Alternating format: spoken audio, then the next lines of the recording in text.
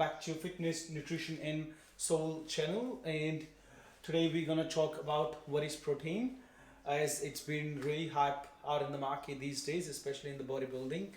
And so I just thought to make a video about what is protein. So in this video we're gonna learn about what is protein, what are the functions of protein, different types of protein,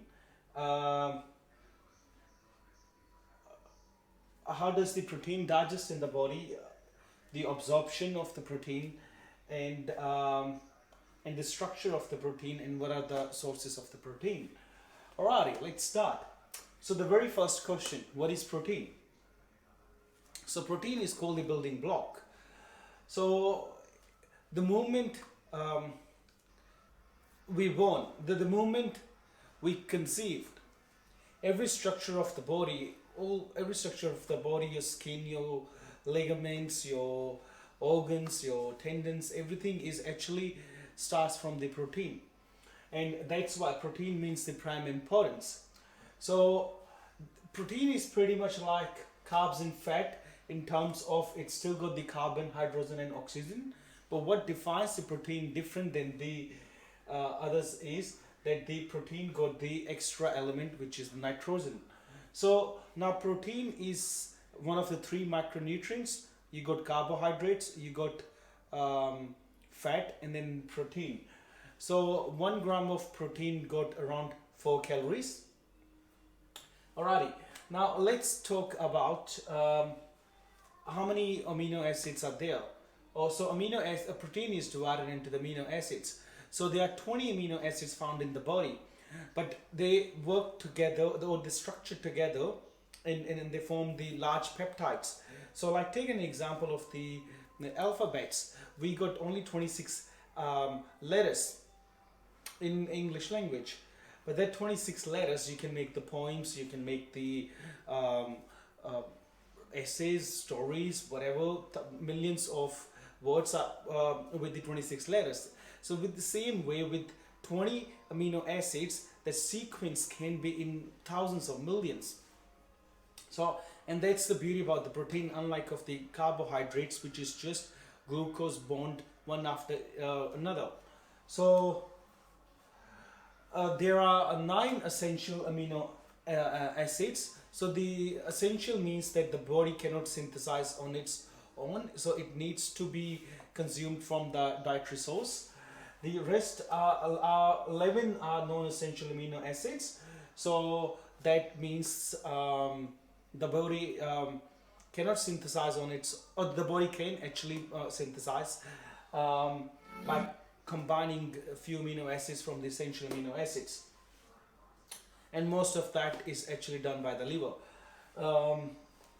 So how much protein do we need? According to a nutrition book, according to the muscle hypertrophy book which I have read, for most of the human being who lives a sedentary life, 1 gram of protein per kilogram of the body weight is sufficient enough. For people who are more active, especially athletes and all, they need 1.3 to 1.7 grams per kilo of the body weight. Some bodybuilders takes 2, and for muscle building, 2 grams per kilogram of body weight would be ideal. Unless if you're going on a very extreme diet. So for example, that you have reducing your calories in the last few weeks, and you've cut down the carbs a lot, and in that case, in an extreme diet to preserve the muscle mass, you can go from 3 to 4 grams of protein. I still suggest 3, 4 I believe is on the higher side. And I think many people get confused that how much protein we need, and so people actually believe that we need a lot of protein to build the muscle, but the reality is, like for example, if you are 70 kilogram, you don't need more than 40 grams of protein, and which is easily met, especially if you eat the chicken and meat and eggs. Alrighty, now we will learn about what are the functions of protein. So first of all, it makes the hormones, as I explained before, that the amino acids combine together to make a large molecule or structure. So, and it helps same way it makes the hormone such as the insulin, which is and it's actually one of the small peptide, and it's consists of 51 amino acids. Then it helps to make the enzymes such as amylase. Amylase is actually helps to digest the carbohydrates. Then the hemoglobin. Hemoglobin is found in your red blood cells, which helps to carry the oxygen in your blood. Then the fourth one is defense. So it helps the body to make the antibodies. So anytime when we get infection, virus or bacteria or anything, the body actually produces the antibodies to fight against it. If the body doesn't produce it, we will end up with a disease and get really sick and maybe eventually die. So it acts as a defense for the body. It acts as a structure. So most of the structure in the body is like collagen, and for the skin and for hair is actually made up of protein. So it can be also a source of energy and glucose. Actually 10% of your energy is produced by the glucose. 10% of your energy is actually produced by the protein. And so especially if you are really on a very low carbohydrates, and then if you're taking the extra protein will convert into the glucose, and body will use it as a glucose source. Alrighty, I hope you guys understanding all that concept. And now we're going to talk about the digestion.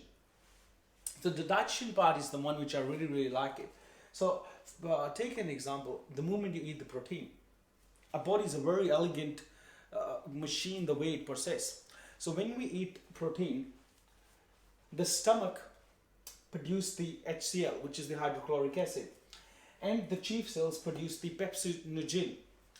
Then the pepsinogen, when it comes, the hydrochloric acid make into the active form, which is the pepsin. Then HCl and the pepsin, they actually make it into the large peptides, into the small peptides, and few amino acids, not a whole lot, but just a few amino acids. Then after that, it goes into the small intestine. In the small intestine, with the help of pancreas, the pancreas release the enzymes to digest the protein further. Then that protease then make the small peptides into tripeptides, means 3, dipeptides means 2, and amino acids, which is the single amino acids. And we actually digest as an individual amino acids. The protein get digested in the body as a individual amino acids. And when it converts into the amino acids, some of the intestine is got really finger-like structure in the on the outer surface, and that's how, and it got the circulatory system which is connected to your liver, and that's how all the most of the absorption in the body actually happens through the villi to the liver. So villi is a finger-like structure, and so that amino acids then go to the capillaries, and then the capillaries actually takes it to the liver, and then it sends to the muscle or whatever the body requires to make, referring to the functions of the body. So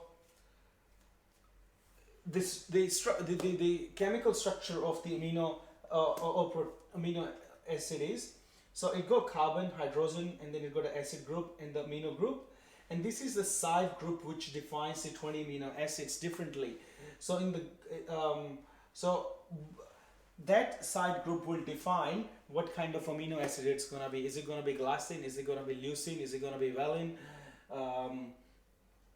So that would define that which amino acid it is. So what are the good sources of the protein? There's a complete protein and there's the incomplete protein. Now most of the animal protein is considered as a complete protein. So the complete protein is the one which got all the essential amino acids, such as chicken, meat, eggs, fish. And then you got the incomplete protein. Incomplete protein is the one which is actually missing one or two essential amino acids, such as lentils and beans and fish. But how you can make it complete is by combining it together. For example, take an example of lentil. Whatever the essential amino acid is missing in lentil, it might be present in the rice. So when you combine that lentils and the rice together, you can make it as a complete protein. And the another thing which I forgot to mention is the protein actually is really important for the maintaining of the electrolysis balance. So this is the cell membrane. So this part is, I don't know if you can really see in the video, but this part is the inside the cell and another one is the outside the cell.